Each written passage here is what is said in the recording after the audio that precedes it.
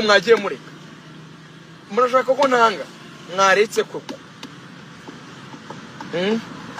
nange koko nange bibe ya ndirimbo ya Bruce Eronoma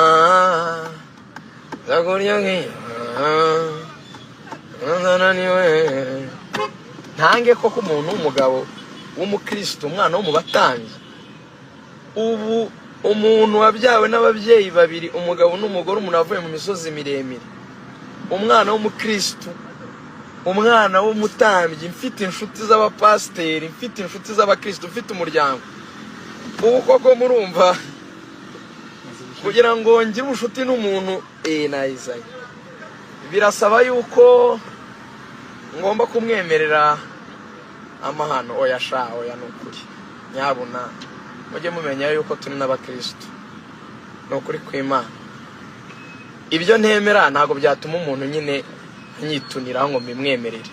ako nyine nge nanga gasuzuguro nukuri nanga gasuzuguro iyo umuntu amenyereye ntago bikunda ntago mbikunda